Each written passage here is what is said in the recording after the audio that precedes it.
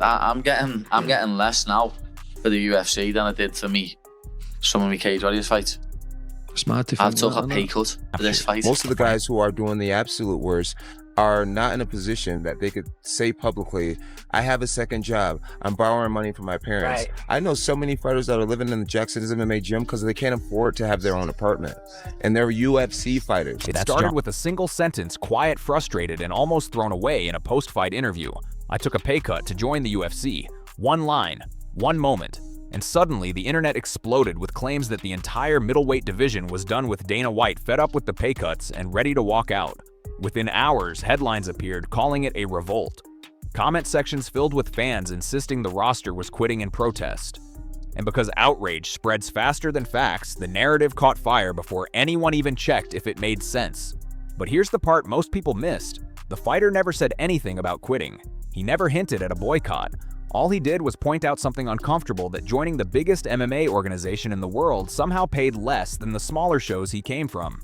That admission was so shocking, so backwards, that fans filled in the rest of the story themselves. If one fighter took a pay cut, surely dozens more must be facing the same thing, right?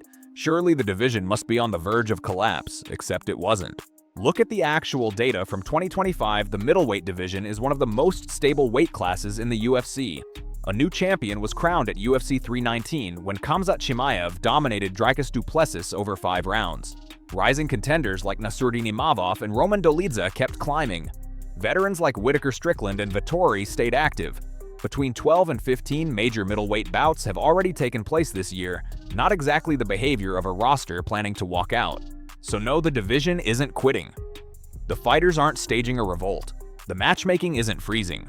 But the reason that rumor caught fire so quickly is because something else is collapsing, just not in the way fans expected. And understanding that collapse reveals a far darker truth than any fake quit storm ever could. If fighters aren't walking away from the UFC itself, then what are they walking away from? The answer is far more painful than any rumors about quitting. They're walking away from financial stability, from basic security, and sometimes even from the dream that pushed them into the sport in the first place. On paper, a UFC contract looks impressive. A newcomer gets $12,000 to show and another $12,000 to win. It sounds like a solid paycheck, until you start subtracting everything that comes next. Managers take their cut, usually 10 to 20%. Coaches and training partners take another 10 to 15%. Then come federal and state taxes, which eat up another quarter of everything before it even reaches their bank account. But that's just the beginning. A real UFC-level training camp runs anywhere from $20,000 to $50,000 depending on sparring partners, conditioning coaches, nutritionists, travel, and medical tests. By the time a debut fighter actually steps into the octagon, they're often already in debt. And when the fight is over, most discover they've walked away with anywhere between $5,000 and $10,000 for weeks of brutal preparation, and that's only if they win. Lose your fight, and the numbers get even uglier. Spread that across a year, with most fighters competing only twice or 3 times, and the picture becomes clearer. According to financial estimates, 43% of UFC fighters make under $45,000 annually. That's before expenses, before emergencies, before injuries. For many fighters, the final take-home amount isn't enough to support a family pay rent or fund another training camp without borrowing money. That's the real crisis. Fighters aren't quitting the UFC. They're quietly being crushed by a system that leaves them broke long before they ever break into the rankings. The pressure isn't causing rebellion, it's causing exhaustion. And that exhaustion is slowly reshaping the entire sport from the inside. If the financial struggle sounds bad already, the next part is the real gut punch, because the numbers behind UFC fighter pay weren't just unlucky. They were engineered. Buried deep inside a 2013 internal study commissioned by Lorenzo Fertitta and conducted by the consulting firm Mercer was a number that the UFC never expected the public to see: 18.6%. That's the percentage of total revenue that UFC fighters were receiving. Not 40%, not 30%, not even 25%, just 18.6%. It's a number so low it doesn't belong anywhere near a major sport.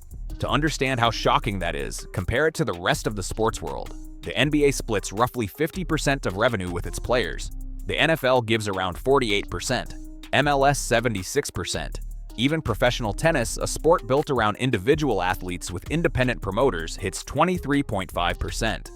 And boxing, famously chaotic and disorganized, still manages to direct over 60% of revenue to fighters.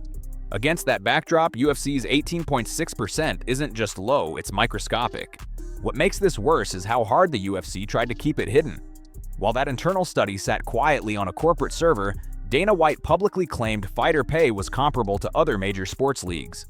Internal documents from 2012 later revealed the opposite fighters were getting even less than 18.6% in pay-per-view revenue, sometimes dropping to 15.9%. And here's the key. The study wasn't conducted to help fighters. It was created to identify the lowest revenue share the UFC could offer while still keeping fighters dependent and contracts attractive to investors. Instead of recommending reform, the findings were used to reinforce the strategy: keep fighter pay capped, keep profits high, and keep the public clueless.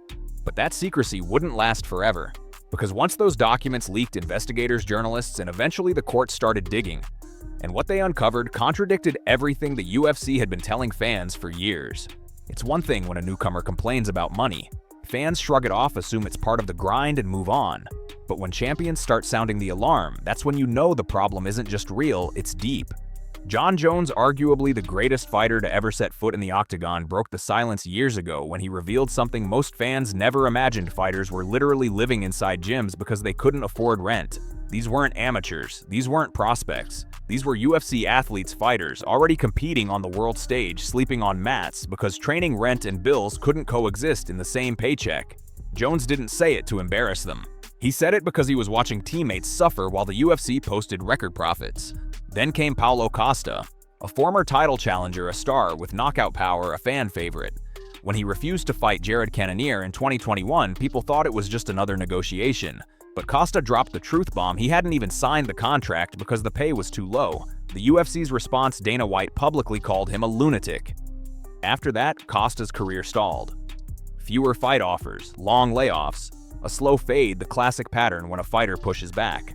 And long before either of them spoke up, Gray Maynard said the quiet part out loud: "We're like strippers getting tipped." His point was brutal but accurate. The UFC didn't pay fighters enough to live, so they had to rely on bonuses, sponsors, luck, or goodwill. Maynard's honesty didn't earn him applause. It earned him fewer opportunities, less visibility, and eventually a quiet exit. The pattern is impossible to ignore. Fighters who praise the UFC stay active. Fighters who question pay get sidelined, shamed, or temporarily erased from matchmaking. And when champions, the safest, most protected athletes in the system, start raising their voices, it only means one thing: the system is cracking far worse than anyone on the outside realizes. There's a form of punishment in the UFC that never appears on a contract, never gets announced at press conferences, and never shows up on any official record. Fighters whisper about it in gyms, warn each other behind closed doors, and fear it more than a broken jaw or a torn ACL. It's called shelving. Shelving is simple: you speak out and suddenly, nothing happens. No calls, no matchups, no negotiations. Weeks turn into months, months turn into a year. While fans assume you're injured or being selective, the truth is far colder: you've been quietly placed on the shelf until your contract expires or until you apologize publicly. The UFC doesn't need to fire you, they just stop offering you fights, and because you're an independent contractor, they're not obligated to give you any. For fighters, this is worse than losing. A loss still comes with a paycheck. A loss keeps you active, visible, and relevant. Shelving does the opposite. It chokes your momentum, destroys your ranking, drains your bank account, and sends a message to the rest of the roster: stay quiet or this will happen to you next. This silent retaliation is why past attempts to stand up collectively have died before they ever began. When the Professional Fighters Association tried to form in 2016, early supporters mysteriously stopped getting booked. During Project Spearhead in 2018, fighters pushing for unionization found themselves sitting on the sidelines, missed by cameras and forgotten by fans. Even high-profile stars saw long layoffs after challenging pay or speaking about unfair treatment. Everyone inside the sport knows the unspoken rule: complain publicly and your career slows to a crawl. This fear is why the UFC's system remains untouched. Not because fighters don't understand what's happening, but because they can't afford to risk being shelved, not when every month without a fight pushes them closer to debt desperation or retirement. The silence isn't loyalty, it's survival. The person who finally blew the lid off the UFC's pay system wasn't a champion, a legend, or even an MMA fighter. It was Jake Paul, the YouTuber turned boxer who the MMA world originally treated like a joke.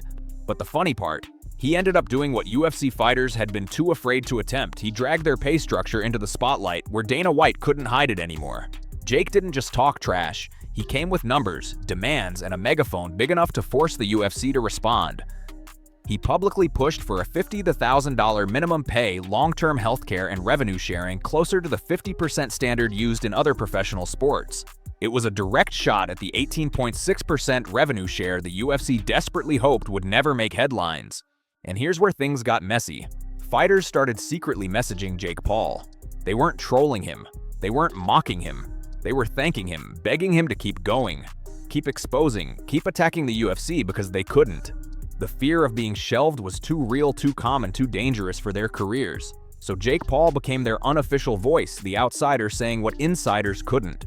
Dana White reacted exactly how a man with something to protect would react by going nuclear. He mocked Jake's boxing opponents, insulted him on press tours, blasted him in interviews, and used every platform he had to discredit him. But the more aggressively Dana pushed back, the more obvious it became that Jake had hit a nerve. A deep one. Jake Paul did what no one expected. He forced the UFC's hidden numbers into mainstream news. Suddenly, ESPN, Forbes, and every major outlet were talking about fighter pay minimums, sponsorship losses, and the UFC's revenue split. The conversation that fighters had been terrified to start was now trending worldwide, and the UFC couldn't stop it. One outsider, one loud voice, and the entire system was finally under a microscope. Before the Reebok-era fighters had one golden lifeline that kept them afloat: sponsorships. And for many, those sponsors weren't just a bonus, they were the difference between surviving and going broke. A mid-tier fighter might earn $12,000 to show and $12,000 to win, but sponsors could add $30,000 to $60,000 per fight on top of that. Some even made more from the brands on their shorts than from the UFC itself. It wasn't glamorous, but it kept the lights on, paid for training camps, and bridged the gap between fights. Then everything changed overnight. In 2015, the UFC introduced the Reebok uniform deal. Gone were the fighter banners, the custom shorts, the open market for sponsors. In their place, a strict one-size-fits-all system that dictated what fighters could wear, who they could represent, and most importantly, how much they could earn. Reebok and later Venom offered tiered payouts that ranged from $4,000 for new fighters up to $40,000 for champions. It sounded structured, clean, professional. But it was financially devastating. A fighter who once earned $40,000 from 5 or 6 sponsors now earned $4,000 total. Established athletes who had built long-term brand relationships watched their income collapse by more than half. And for mid-level fighters, the backbone of every card, it was catastrophic. Instead of supporting themselves with sponsorships while climbing the rankings, they were suddenly scraping by on slashed UFC pay and stripped-down sponsor deals they never agreed to. The UFC framed the deal as a move toward consistency and professionalism. Fighters saw it differently. Their last reliable financial cushion had been removed. No more banner deals, no more local business sponsors, no more extra income to cover camps, rent, or travel. Just a uniform, a fixed payout, and bills that didn't get any smaller. Quietly, sponsorship collapse became one of the biggest factors driving fighters into debt desperation or silence. Not because they were underpaid in one area, but because the UFC had shut down the only part of the system that once gave them leverage. On the surface, UFC bonuses look like a dream, a clean flat $50,000 for fight of the night or performance of the night. For a newcomer making $12K, to show that kind of payoff feels life-changing. But the truth is far grimmer. Those bonuses became a trap, a psychological rope around the necks of fighters who were already underpaid and desperate to stay afloat. That $50,000 number hasn't moved since 2014. In that same period, the UFC's valuation skyrocketed past $12 billion, new TV deals poured in billions more, and revenue grew year after year. Every part of the UFC expanded except fighter bonuses.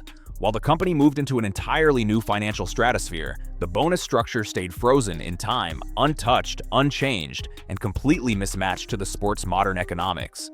This created a dangerous pressure on fighters. With base pay often too low to cover training camps, travel, and living expenses, many began chasing bonuses like gamblers chasing jackpots.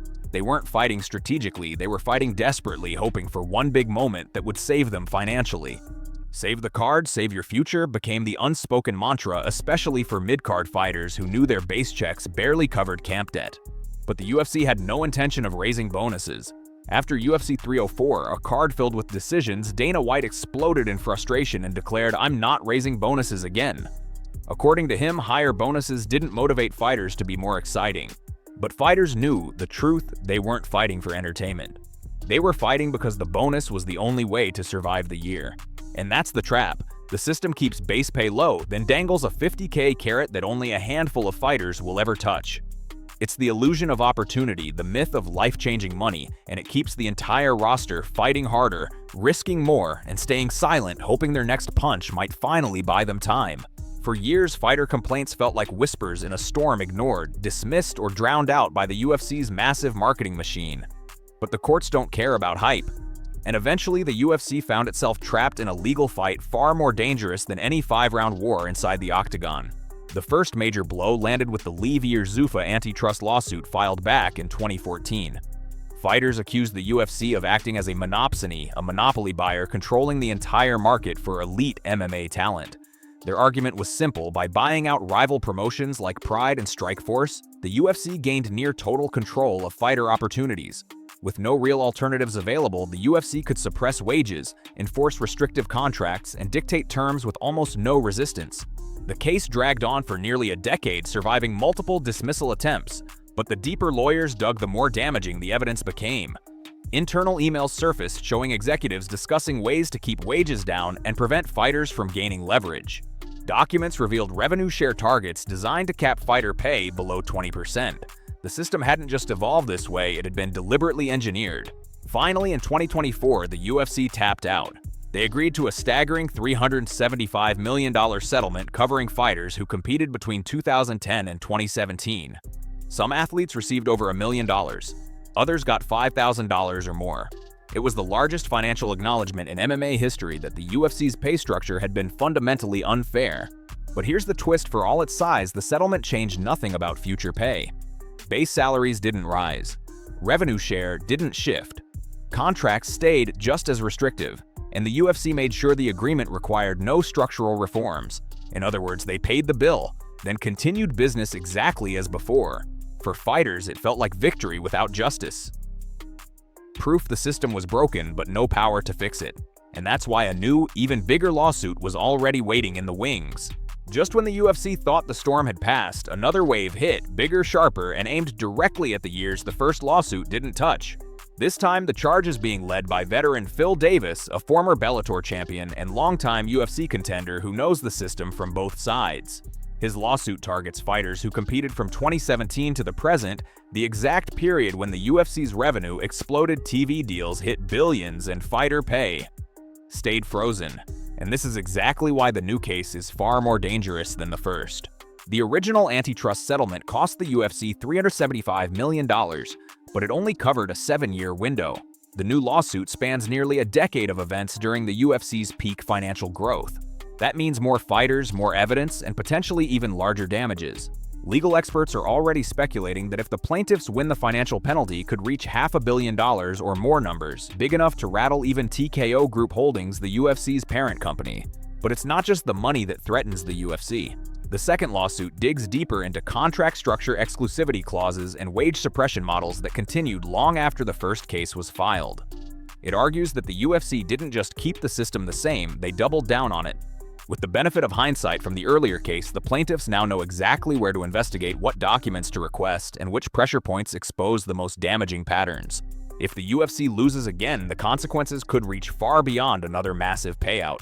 Courts could impose structural reforms, force changes to contract terms, or require the UFC to loosen its grip on the fighter market. And ironically, that means something fighters themselves could never achieve: unity, leverage, and long-term protection might finally be delivered not by a union, but by a judge. For the first time, the UFC isn't just fighting fighters. It's fighting the system it built, and courts don't tap out. For 2 decades, fighters have whispered the same question: why don't we just start a union? On paper, it sounds simple.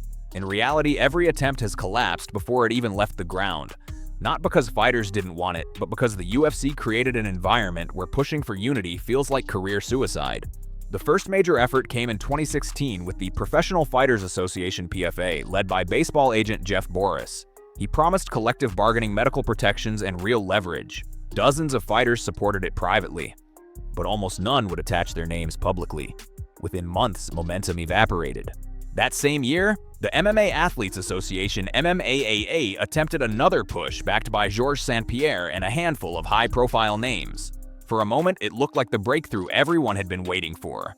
Then the cracks appeared: accusations of personal agendas, internal disagreements, and most importantly, fighters quietly backing out after suddenly receiving fewer fight offers. The entire movement dissolved almost as quickly as it began.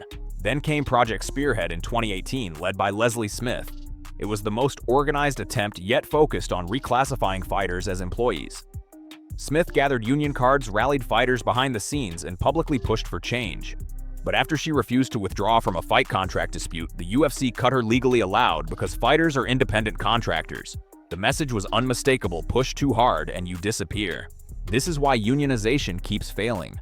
Fighters support it privately but stay silent publicly because the consequences are immediate and brutal: retaliation, shelving, contract freezing, and long stretches without income. The UFC doesn't need to break a union. It just needs to scare fighters into protecting their next paycheck. For 20 years, the UFC has blocked every union attempt without ever having to fight one directly. Fear does the work for them, and until that fear disappears, collective action will always die long before it ever reaches the starting line. So let's return to the narrative that started everything: the rumor that middleweights and heavyweights were quitting the UFC. The truth is far more complicated and far more alarming. These fighters aren't quitting the organization. They're quitting stability, security, and any belief that the system will ever reward them fairly. They aren't walking away from competition. They're walking away from a structure that only works for the top 1%. The champions, the megastars, the pay-per-view kings, they'll always be fine. But beneath them is a roster of hundreds fighting for survival, not glory. The middleweights we thought were rebelling. They're still competing, just struggling behind the scenes.